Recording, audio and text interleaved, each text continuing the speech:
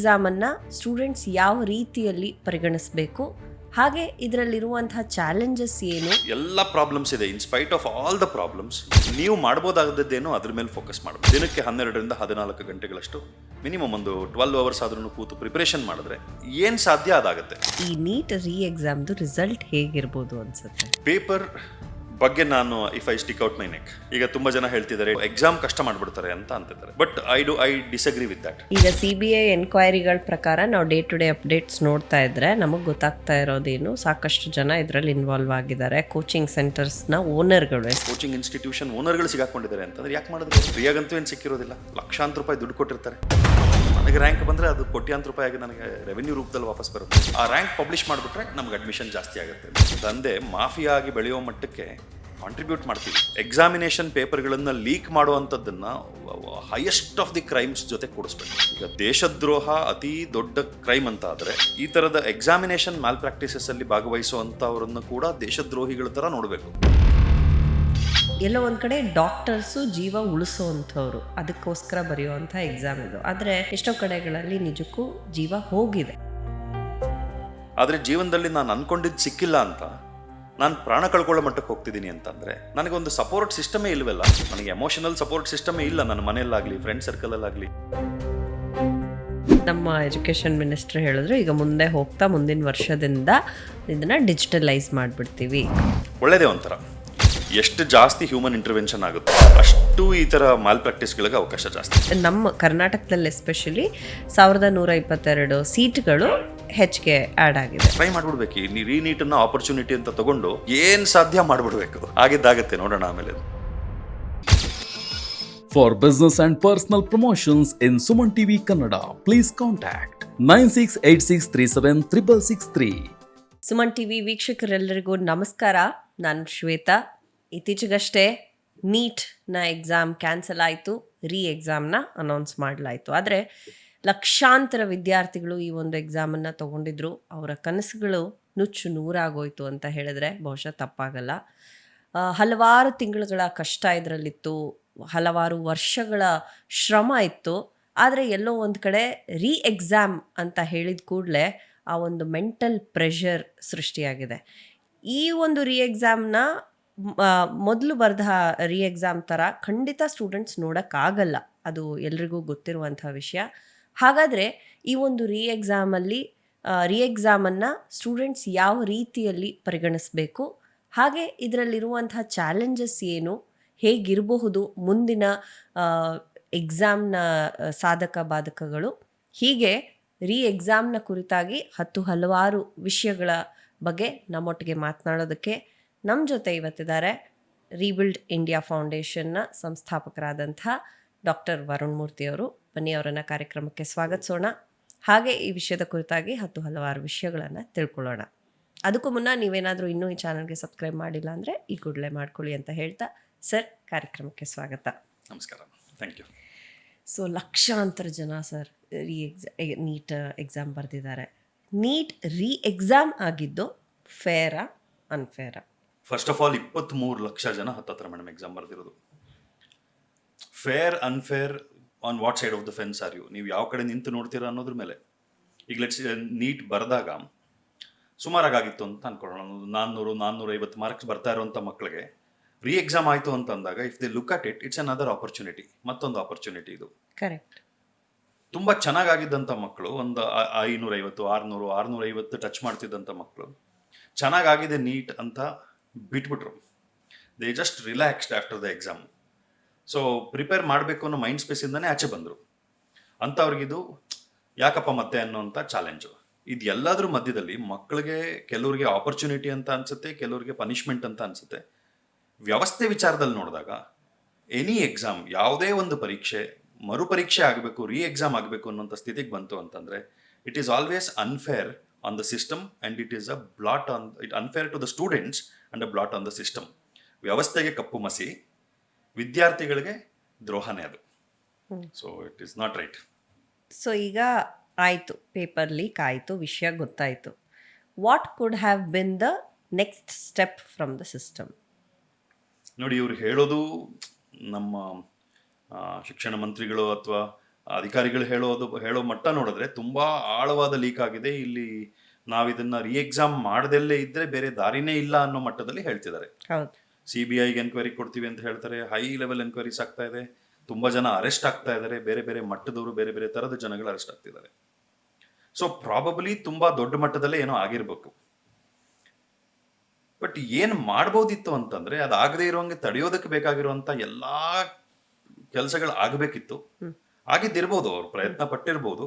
ಆದ್ರೆ ವ್ಯವಸ್ಥೆಯನ್ನ ಮೀರಿದಂತ ಬುದ್ಧಿವಂತಿಕೆ ಅಥವಾ ಶಕ್ತಿ ವ್ಯವಸ್ಥೆಯನ್ನ ಮುರಿಯೋರ್ಗಿದೆ ಅಂತಂದ್ರೆ ಯೋಚನೆ ಮಾಡಬೇಕು. ಎಲ್ಲಿಗೆ ಬಂದು ನಿಂತಿದ್ದೀವಿ? ವಿದ್ಯಾರ್ಥಿಗಳೇನು ಆಟದ ವಸ್ತುಗಳಾಗ್ಬಿಟ್ರ? ರೀ ಎಕ್ಸಾಮ್ ಆಗ್ಬೇಕಿತ್ತ ಬೇಡವಾ ಅನ್ನೋದು ಪ್ರಾಬಬ್ಲಿ ಒಂದು ಚರ್ಚೆ ವಿಮರ್ಶೆ ಆಗ್ಬೋದು. ಮಾಡ್ಬೋದಿತ್ತೇನೋ ಅಂತ ನನಗನ್ಸುತ್ತೆ. ಹ್ಮ್. ಬಟ್ ಮಾಡಿರ್ಬೋದೇನೋ, ಅವ್ರು ಹೇಳೋದನ್ನೆಲ್ಲ ನೋಡಿದ್ರೆ ಮಾಡಿರ್ಬೋದೇನೋ, ಇದು ಬಿಟ್ಟು ಬೇರೆ ಆಪ್ಷನ್ ಇಲ್ಲ ಅಂತ ಹೇಳ್ತಿದ್ದಾರೆ. We have to take it. We don't have a choice to know what it was actually. So re exam ಹಾಗಾದ್ರೆ ಒಂದೇ ಆಯ್ಕೆ ಆಗಿತ್ತ ಅವರಿಗೆ? ಅವರು ವೇಟ್ ಮಾಡಿ ಆಗ್ಬಾರ್ದಿತ್ತು, ಹ್ಮ್ ರೀ ಎಕ್ಸಾಮ್ ಆಗಬಾರ್ದಿತ್ತು. ನಾನು ಯಾವುದೇ ಒಂದು ಮರುಪರೀಕ್ಷೆಗೆ ಅಷ್ಟು ಪೂರಕವಾಗಿಲ್ಲ. ನನ್ನ ಅಭಿಪ್ರಾಯ ಆಗಬಾರ್ದು. ಯಾಕಂದ್ರೆ ಮಕ್ಳಿಗದು ಬಹಳ ದೊಡ್ಡ ಮಟ್ಟದಲ್ಲೇ ಡಿಸ್ಟರ್ಬ್ ಮಾಡುತ್ತೆ.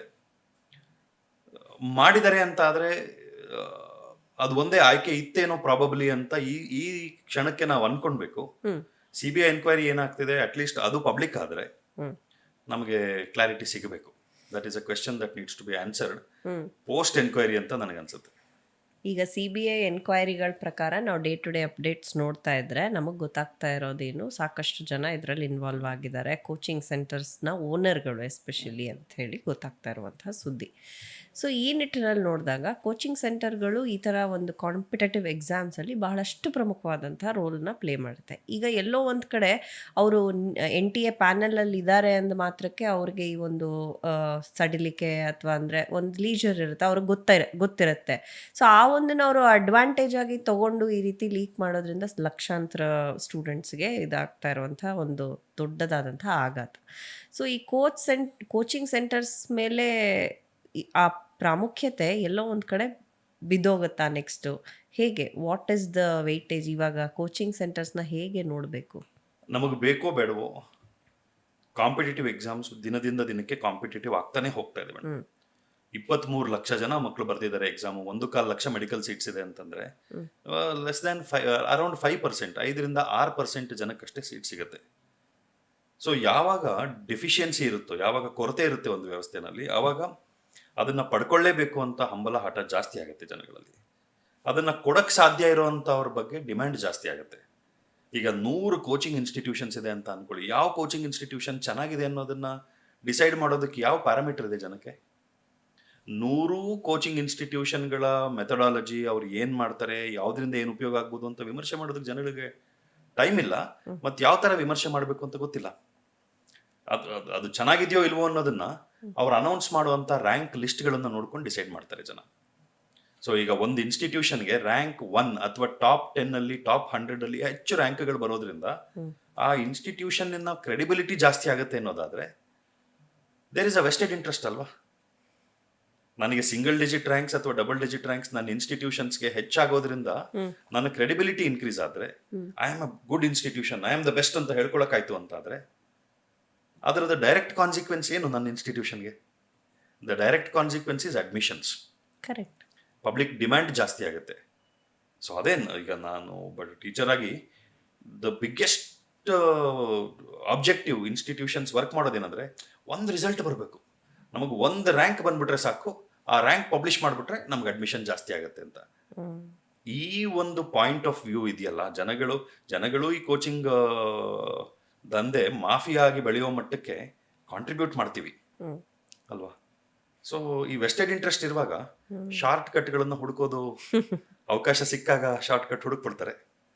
ಯಾರು ಇವರು ABCD ನಾನು ಹೇಳ್ತಿಲ್ಲ, ಯಾರೋ ಮಾಡಿದ್ರು ಇವಾಗ ಇನ್ವೆಸ್ಟಿಗೇಷನ್ ಅಲ್ಲಿ ಎಲ್ಲ ಕೋಚಿಂಗ್ ಇನ್ಸ್ಟಿಟ್ಯೂಷನ್ ಓನರ್ಗಳು ಸಿಗಾಕೊಂಡಿದ್ದಾರೆ ಅಂತಂದ್ರೆ ಯಾಕೆ ಮಾಡಿದ್ರು ಅವರು? ಫ್ರೀಯಾಗಂತೂ ಏನು ಸಿಕ್ಕಿರೋದಿಲ್ಲ, ಲಕ್ಷಾಂತರ ರೂಪಾಯಿ ದುಡ್ಡು ಕೊಟ್ಟಿರ್ತಾರೆ. ಬಟ್ ಆ ಲಕ್ಷಾಂತರ ರೂಪಾಯಿ ದುಡ್ಡನ್ನ ಇನ್ವೆಸ್ಟ್ಮೆಂಟ್ ರೂಪದಲ್ಲಿ ಕೊಟ್ಟಿರ್ತಾರೆ. ನನಗೆ ರ್ಯಾಂಕ್ ಬಂದ್ರೆ ಅದು ಕೋಟ್ಯಾಂತರ ರೂಪಾಯಿ ಆಗಿ ನನಗೆ ರೆವೆನ್ಯೂ ರೂಪದಲ್ಲಿ ವಾಪಸ್ ಬರುತ್ತೆ ಅಂತ. ಕರೆಕ್ಟ್. ಹಾಗೆ ರೀ ಎಕ್ಸಾಮ್ ಬಗ್ಗೆ ಮಾತಾಡುವಾಗ ಎಲ್ಲೋ ಒಂದು ಕಡೆ ಡಾಕ್ಟರ್ಸು ಜೀವ ಉಳಿಸೋವಂಥವ್ರು, ಅದಕ್ಕೋಸ್ಕರ ಬರೆಯುವಂಥ ಎಕ್ಸಾಮ್ ಇದು. ಆದರೆ ಎಷ್ಟೋ ಕಡೆಗಳಲ್ಲಿ ನಿಜಕ್ಕೂ ಜೀವ ಹೋಗಿದೆ ಈ ಒಂದು ರೀ ಎಕ್ಸಾಮಿಂದ. ಸೊ ಇಲ್ಲಿ ಏನಾಗ್ತಿದೆ? ಮೇಡಮ್, ಮಕ್ಕಳು ಒಂದು ಪರೀಕ್ಷೆ ಮರುಪರೀಕ್ಷೆ ಆಯಿತು, ಅದಕ್ಕೆ ಜೀವ ಕಳ್ಕೊತಿದ್ದಾರೆ ಅಂತ ಅನ್ನೋದು ಈ ರೀ ಎಕ್ಸಾಮ್ ಇಂದ ಆಗ್ತಿದೆ ಅಂತ ಅನ್ನೋದು.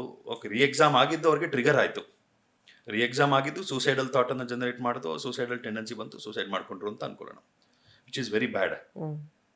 ತುಂಬ ದುಃಖದ ವಿಷಯ.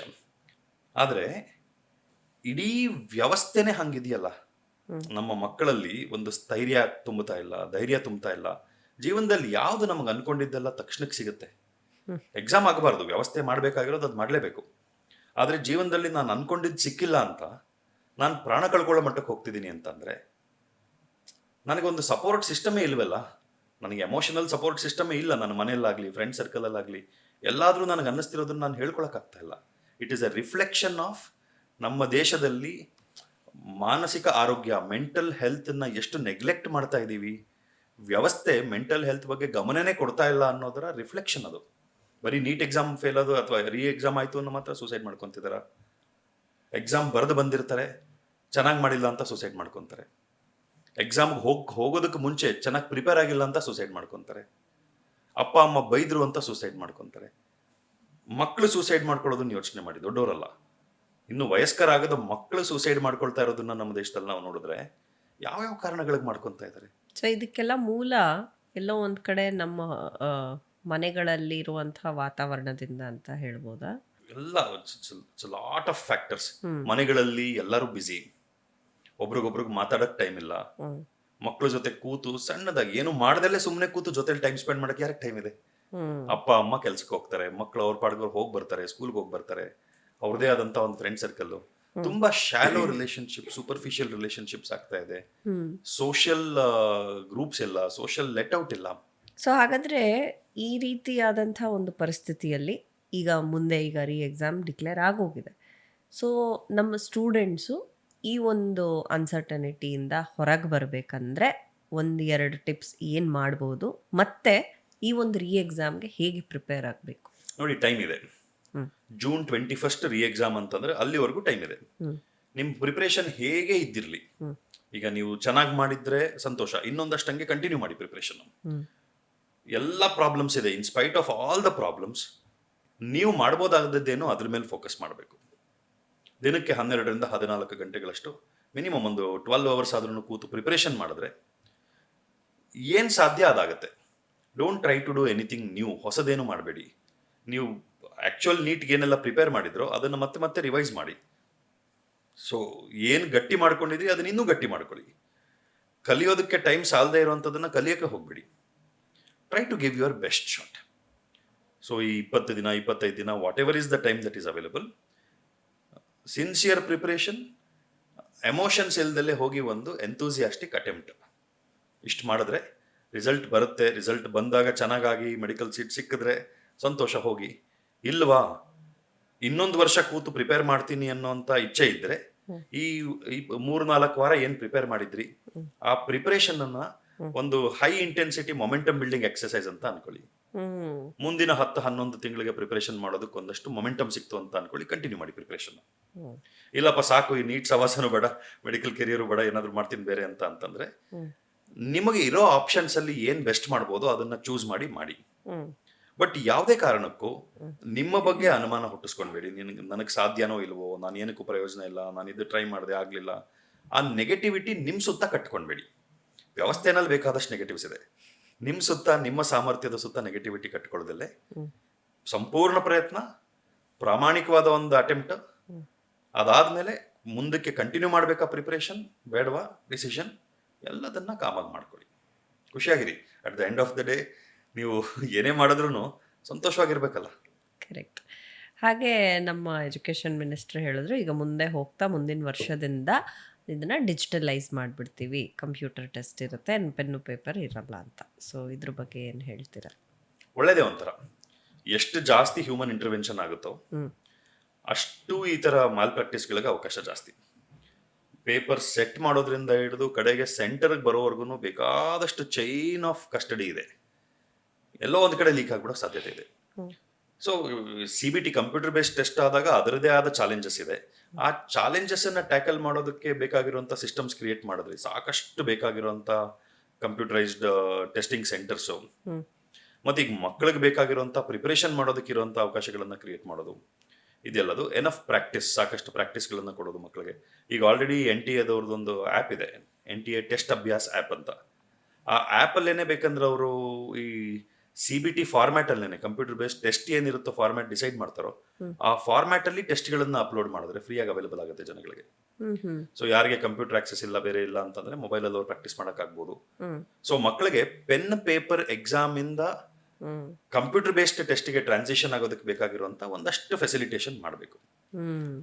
ಮತ್ತೆ ಈ ಕಂಪ್ಯೂಟರ್ ಬೇಸ್ಡ್ ಟೆಸ್ಟ್ ಆಗೋದ್ರಿಂದ ಒಂದು ಚಾಲೆಂಜ್ ಏನಾಗುತ್ತೆ ಅಂತಂದ್ರೆ, ಎಲ್ಲ 23 ಲಕ್ಷ ಜನ ಮಕ್ಕಳಿಗೆ ಒಂದೇ ಸಲ ಎಕ್ಸಾಮ್ ಕೊಡಕ್ಕಾಗತ್ತಾ? That is a problem. ಈಗ JEE ಮೇನ್ಸ್ ಹಂಗ್ ಮಾಡ್ತಿದ್ದಾರೆ.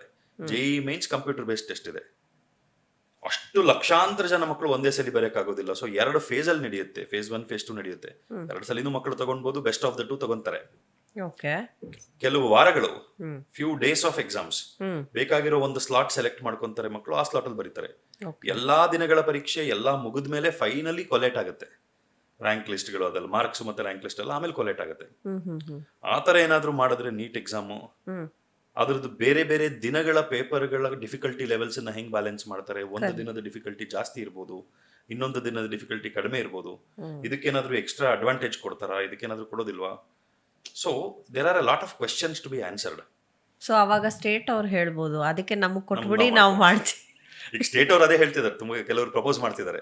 ಈಗ ನಿಮ್ಗೆ ಏನು ನೀಟ್ ಮಾಡೋದ್ರಿಂದ ಆಲ್ ಇಂಡಿಯಾ ಕೋಟಾಗೆ 15% ಸೀಟ್ ಸಿಗುತ್ತಲ್ಲ, ನಮ್ ಎಕ್ಸಾಮ್ ನಾವು ಮಾಡ್ಕೊಂತೀವಿ, ನಮ್ ಕೋಟಾದು ನಮ್ ಎಕ್ಸಾಮ್ ಬೇಸಿಸ್ ಮೇಲೆ ಫಿಲ್ ಮಾಡ್ಕೊಂತೀವಿ, ಇನ್ನೊಂದು ಎಕ್ಸಾಮ್ ಮಾಡಿ. ಮುಂಚೆ ಹಂಗೆ ತಾನೇ ಇದ್ದಿತ್ತು, ಕರ್ನಾಟಕದ ಮಕ್ಕಳು CET ಬರೀತಿದ್ರು, ಆಲ್ ಇಂಡಿಯಾ ಕೋಟಾಗೆ AIPMT ಇರ್ತಿತ್ತು, all India pre medical test ಅಂತ. ಸೊ ಇವಾಗ ಹೆಂಗೆ 15% ಕೋಟಾ ಇದೆಯೋ, 15% ಗವರ್ಮೆಂಟ್ ಕಾಲೇಜ್ಗಳಲ್ಲಿ ಸೀಟ್ಗಳನ್ನ ಆಲ್ ಇಂಡಿಯಾ ಕೋಟಾಗ ಅವೈಲೇಬಲ್ ಇರ್ತಿತ್ತು. ಸ್ಟೇಟ್ಸ್ ಅವ್ರು ಅದೇ ಹೇಳ್ತಿದ್ರು, ಈಗ ನಮ್ದು ನಾವು ಮಾಡ್ಕೊಂತೀವಪ್ಪ, ನಿಮ್ ಕೈಲಿ ಹ್ಯಾಂಡಲ್ ಮಾಡಕ್ ಆಗ್ತಾ ಇಲ್ಲ, ನಿಮ್ಗೆ ಆಲ್ ಇಂಡಿಯಾ ಕೋಟಾ ಸೀಟ್ಸ್ ಏನಿದೆ ನಮ್ ಗವರ್ಮೆಂಟ್ ಕಾಲೇಜಲ್ಲಿ ಕೊಟ್ಬಿಡ್ತೀವಿ, ಅದಕ್ಕೊಂದು ನೀವು ಸಪರೇಟ್ ಎಕ್ಸಾಮ್ ಮಾಡ್ಕೊಳ್ಳಿ ಅಂತ. ಬಟ್ ನನ್ನ ಪ್ರಕಾರ ಅದು ನಾಟ್ ಎ ಗುಡ್ ಐಡಿಯಾ. ಮಕ್ಕಳಿಗೆ ಮಲ್ಟಿಪಲ್ ಎಕ್ಸಾಮ್ಸ್ ಆಗುತ್ತೆ ಮತ್ತೆ. ಕರೆಕ್ಟ್. ಈಗ ನಮ್ಮ ಕಾಲದಲ್ಲೆಲ್ಲ ನಾವು ಎಕ್ಸಾಮ್ ಬರೆಯುವಾಗ ಕನಿಷ್ಠ ಒಂದು 5-6 ಪರೀಕ್ಷೆ ಬರೀತಿದ್ವಿ. ಏಮ್ಸ್ ಸಪರೇಟ್ ಇತ್ತು, AFMC ಸಪರೇಟು, ಜಿಪ್ಮರ್ ಸಪರೇಟು, ಇನ್ನ ಸೇಂಟ್ ಜಾನ್ಸ್ ಎಕ್ಸಾಮ್ ಸಪರೇಟ್ ಇರ್ತಿತ್ತು, ಮಣಿಪಾಲ್ ಸಪರೇಟ್ ಇರ್ತಿತ್ತು, Karnataka CET, all India pre medical test, ಎಷ್ಟು ಬರೀತೀರಾ? ಕರೆಕ್ಟ್. ಸೊ ಡೀಮ್ಡ್ ಯೂನಿವರ್ಸಿಟಿ ಅವ್ರು ಹೇಳ್ತಾರೆ, ನಾವು ಸ್ಟೇಟ್ಗೂ ತಗೊಳ್ಳೋದಿಲ್ಲ, ಇದು ಮಾಡೋದಿಲ್ಲ, ನಮ್ದನ್ನ ನಾವು ಮಾಡ್ಕೊಂತೀವಿ ಅಂತ ಹೇಳ್ತಾರೆ. That is not a solution. ಇದನ್ನೇ ಇಂಪ್ರೂವೈಸ್ ಮಾಡಬೇಕು. ಓಕೆ. ಆ್ಯಂಡ್ ಇದೇ ಸಂದರ್ಭದಲ್ಲಿ ನಮ್ಮ ಕರ್ನಾಟಕದಲ್ಲಿ ಎಸ್ಪೆಷಲಿ 1122 ಸೀಟ್ಗಳು ಹೆಚ್ಚಿಗೆ ಆ್ಯಡ್ ಆಗಿದೆ. ಸೊ ಇದ್ರ ಬಗ್ಗೆ ಏನು ಹೇಳ್ತೀರಾ? ಒಳ್ಳೇದೇ. ಕರ್ನಾಟಕ ಇವತ್ತಲ್ಲ, ಹಲವಾರು ವರ್ಷಗಳಿಂದ ತುಂಬಾ ಪ್ರೊಆಕ್ಟಿವ್ ಇದೆ ಮೆಡಿಕಲ್ ಎಜುಕೇಶನ್ ಅನ್ನು ಸ್ಟ್ರಾಂಗ್ ಮಾಡಬೇಕು ಅಂತ. ಯಾವುದೇ ಸರ್ಕಾರ ಇದ್ರೂ ಅದನ್ನ ಪ್ರಯತ್ನ ಮಾಡ್ತಾನೆ ಇದ್ದಾರೆ. ಪ್ರತಿಯೊಂದು ಜಿಲ್ಲೆನಲ್ಲೂ ಒಂದು ಗವರ್ಮೆಂಟ್ ಮೆಡಿಕಲ್ ಕಾಲೇಜ್ ಆಗಬೇಕು ಅನ್ನೋ ಪ್ರಯತ್ನ ನಡೀತಾ ಇದೆ. ಸೊ ಈ ಸಲ ಸೀಟ್ಸ್ ಕೂಡ ಆಡ್ ಆಗಿರೋದು ಇನ್ನೊಂದು ಸ್ವಲ್ಪ ಅಡ್ವಾಂಟೇಜ್, ಇನ್ನು ಸ್ವಲ್ಪ ಕಟ್ ಆಫ್ಸ್ ಕಡಿಮೆ ಆಗ್ಬೋದು ನಮ್ಮ ಸ್ಟೇಟ್ದು.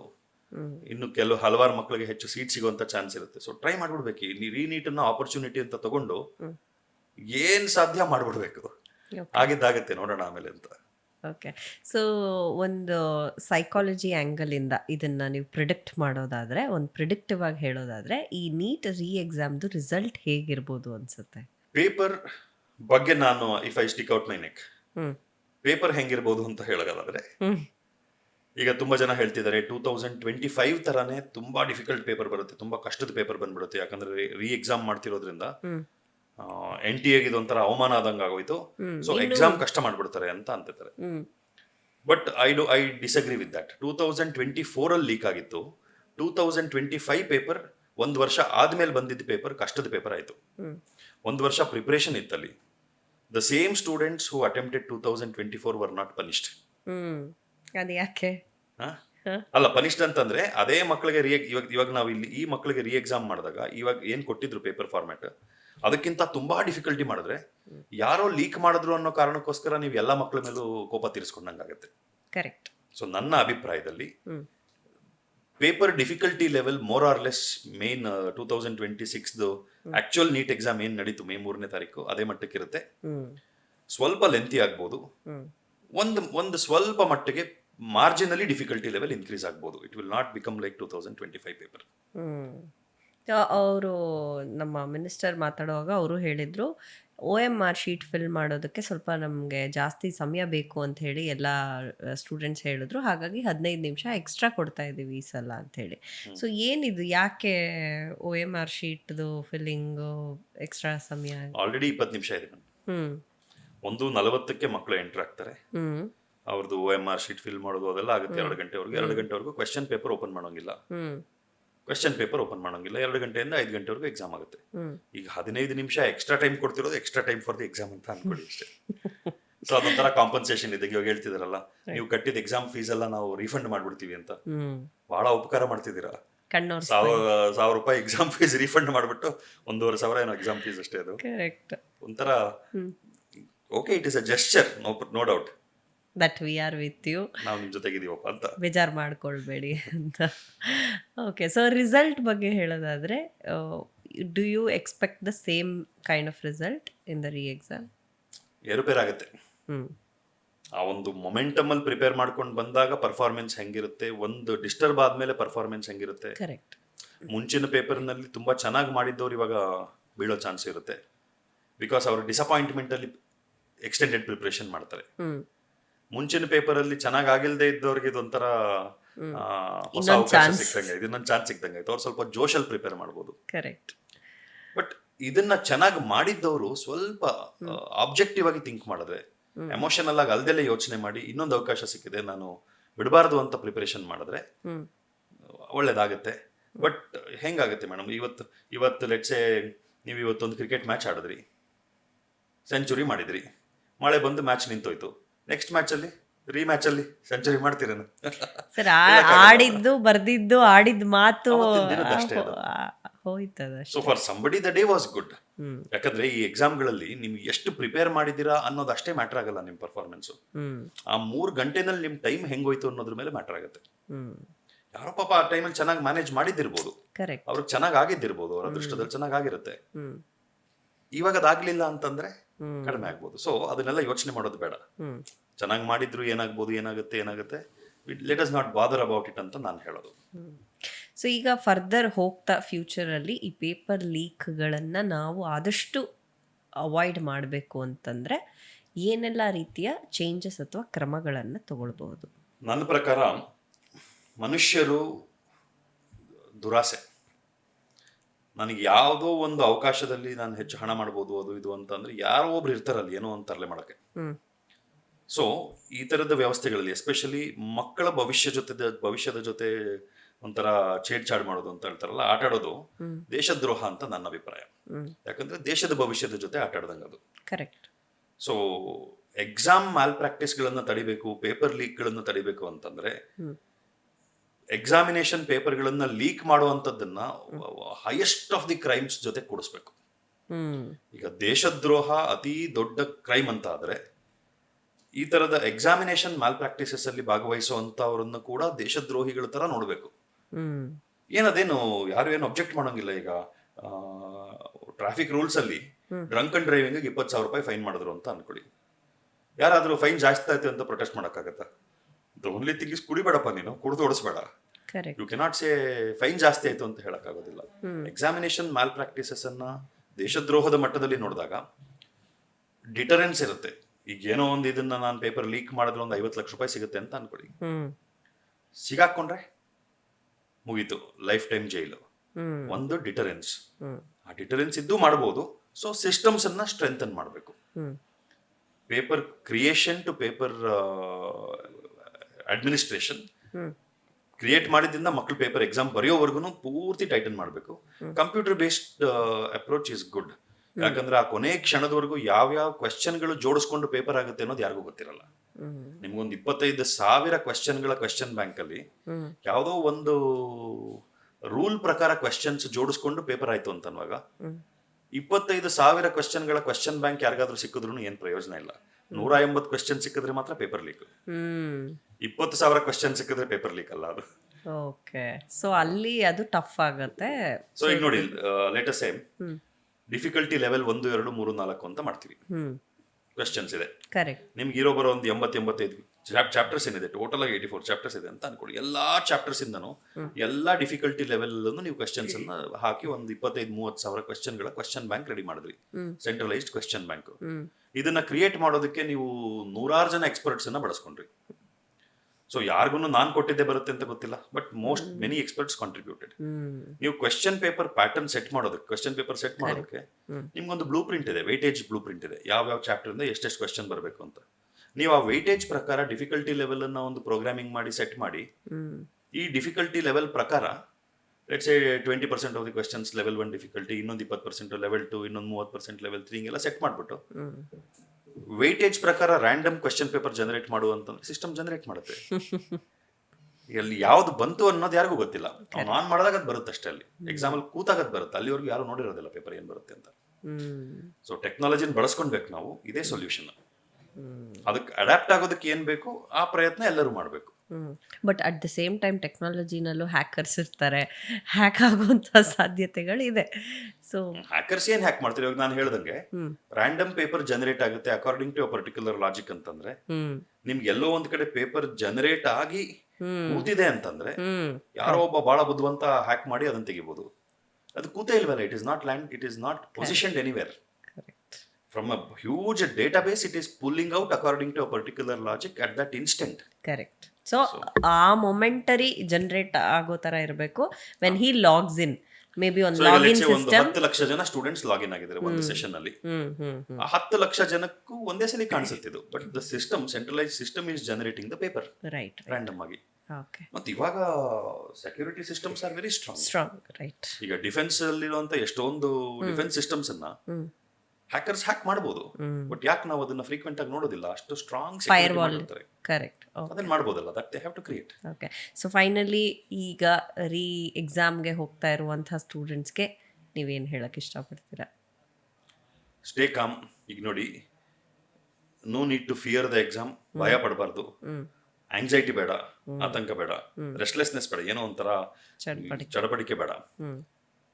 ದಿನದ ಇವತ್ತು ಇಲ್ಲಿಂದ ನೋಡಿದ್ರೆ ಇನ್ನೂ ಒಂದು 25-26 ದಿನ ಇದೆ.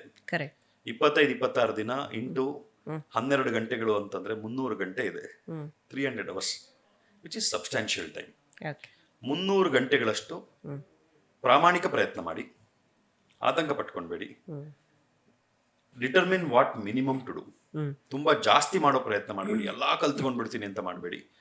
ಏನೇನ್ ಕಲ್ತಿದ್ದೀರಾ, ಏನೇನ್ ನಿಮಗೆ ಗಟ್ಟಿ ಇದೆ ಅದನ್ನ ಇನ್ನೂ ಗಟ್ಟಿ ಮಾಡ್ಕೊಳ್ಳಿ. ಅದರಲ್ಲಿ ಬರುವಂತ ಕ್ವೆಶ್ಚನ್ಸ್ ಅನ್ನ ಆನ್ಸರ್ ಮಾಡಿ. ಸೊ ಮಾಡಿ ಮುಗಿಸಿ, ರಿಲ್ಯಾಕ್ಸೇಷನ್, ರೆಸ್ಟ್ ಮಾಡೋದು ಎಲ್ಲ ಸ್ವಲ್ಪ ಎಕ್ಸ್ಟೆಂಡ್ ಆಗಿದೆ. 21ನೇ ತಾರೀಕು ಎಕ್ಸಾಮ್ ಚೆನ್ನಾಗಿ ಬರೆದು ಯು ರಿಲ್ಯಾಕ್ಸ್. ರಿಸಲ್ಟ್ ಬರುತ್ತೆ, ರಿಸಲ್ಟ್ ಬಂದ ಮೇಲೆ ಏನ್ ಮಾಡಬೇಕು ಅನ್ನೋದನ್ನ ಸಮಾಧಾನವಾಗಿ ಯೋಚನೆ ಮಾಡ್ಕೊಳ್ಳಿ. ಯಾವುದೇ ಕಾರಣಕ್ಕೂ ನಿಮ್ಮ ಜೀವಕ್ಕಿಂತ ದೊಡ್ಡದು ಯಾವುದೂ ಇಲ್ಲ. ನಿಮ್ಮ ಅಸ್ತಿತ್ವ ಕಾಪಾಡ್ಕೊಂಡ್ರೆ ನೀವು ಏನೋ ಒಂದು ಸಾಧನೆ ಮಾಡ್ಬೋದು. ಇವೆಲ್ಲದು ಡಾಕ್ಟರ್ ಆಗೋದು, ಎಂಜಿನಿಯರ್ ಆಗೋದು, IAS ಆಫೀಸರ್ ಆಗೋದು ಎಲ್ಲದೂ ಸಣ್ಣದೇ ನಿಮ್ಮ ಜೀವದ ಮುಂದೆ. So never ever think of doing any nonsense to yourself. ನೀವೇ ಮೋಸ್ಟ್ ಇಂಪಾರ್ಟೆಂಟ್. ಎಕ್ಸಾಮ್ ಬರುತ್ತೆ, ಆದಷ್ಟು ಪ್ರಯತ್ನ ಪಡಿ, ಬಂದಷ್ಟರಲ್ಲಿ ಸಂತೋಷವಾಗಿರಿ. ತೃಪ್ತಿ ಇಲ್ದಿದ್ರೂ ಪರವಾಗಿಲ್ಲ, ಇನ್ನೂ ಹೆಚ್ಚು ಬೇಕು ಅನ್ನೋ ಪ್ರಯತ್ನ ಮಾಡಿ, ಆದ್ರೆ ಸಂತೋಷವಾಗಿರಿ. ಇಷ್ಟೇ ನನ್ನ ಕಿವಿ ಮಾತು. Very nice sir. ಈಗ NTA ಅವ್ರು ಹೇಳೋ ಪ್ರಕಾರ ಈ ಸಲ ಎಕ್ಸಾಮ್ ಅಂತೂ ನಿಜವಾಗ್ಲೂ ಚೆನ್ನಾಗಿರುತ್ತೆ. ಯಾವುದೇ ರೀತಿಯ ಲೀಕ್ ಆಗದೆ ಇರೋಂಗೆ ತುಂಬ ಕಟ್ಟುನಿಟ್ಟಾಗಿ ನಾವು ಮಾಡ್ತೀವಿ, ಯಾವುದೇ ರೀತಿಯ ಆತಂಕ ಬೇಡ ಅಂತೆಲ್ಲ ಹೇಳಿ ಮಾತಾಡಿದ್ದಾರೆ. ನೋಡೋಣ, ನಮ್ಮ ಒಂದು ಸಹಕಾರ ಅಥವಾ ನಮ್ಮ ಒಂದು ಯಾವಾಗಲೂ ವಿಶಸ್ ಇರೋದು ಸ್ಟೂಡೆಂಟ್ಸ್ ಕಡೆಗೆ. ಅವ್ರಿಗೆ ಏನು ಬೇಕಾಗಿತ್ತು ಎಕ್ಸಾಮ್ನಲ್ಲಿ ಅದು ಸಿಗಬೇಕು, ಅಂದರೆ ಅವರು ಅನುಕೂಲವಾಗಿರಬೇಕು ಬೇಸಿಕಲಿ ಅವ್ರಿಗೆ ಅಂತ. So yes, with your wishes ನಾವು ಅದೇ ವಿಶ್ ಮಾಡ್ತೀವಿ ನಮ್ಮ ನೀಟ್ ಆಸ್ಪಿರೆಂಟ್ಸ್ಗೆ. ಇಷ್ಟೆಲ್ಲ ಮಾಹಿತಿಯನ್ನು ಕೊಟ್ಟಿದ್ದಕ್ಕಾಗಿ ಧನ್ಯವಾದಗಳು ಸರ್. ಸೊ ನೋಡಿದ್ರಲ್ಲ, ಬರೀ ಒಂದು ನೀಟ್ ಎಕ್ಸಾಮ್ ಇರ್ಬೋದು ಅಥವಾ ಒಂದು ಡಾಕ್ಟರು, ಇಂಜಿನಿಯರ್, ಇದಷ್ಟೇ ನಿಮ್ಮ ಐಡೆಂಟಿಟಿ ಆಗಬಾರ್ದು. ನಿಮಗೆ ಇಂಪಾರ್ಟೆಂಟ್ ಆಗಿರಬೇಕು. ರ್ಯಾಂಕು, ಮಾರ್ಕ್ಸು ಇದೆಲ್ಲ ಬಂದು ಹೋಗುತ್ತೆ. ನೀವು ಅಸ್ತಿತ್ವದಲ್ಲಿದ್ರೇ ಇದೆಲ್ಲವನ್ನು ಅನುಭವಿಸೋದಕ್ಕೆ ಸಾಧ್ಯ. ಸೊ ಹಾಗಾಗಿ ಮೆಂಟಲಿ ಸ್ಟ್ರಾಂಗ್ ಆಗಿರಿ, ನಿಮ್ಮ ಬೆಸ್ಟನ್ನು ಕೊಡಿ ಅಂತ ಹೇಳ್ತಾ ಈ ಒಂದು ಸಂಚಿಕೆಯನ್ನು ಇಲ್ಲಿಗೆ ಮುಗಿಸ್ತಾ ಇದ್ದೀನಿ. ಮತ್ತೊಂದು ಸಂಚಿಕೆಯಲ್ಲಿ ನಾನು ನಿಮ್ಮನ್ನು ಮತ್ತೆ ಭೇಟಿ ಆಗ್ತೀನಿ. ಅಲ್ಲಿವರೆಗೂ ನಮಸ್ಕಾರ.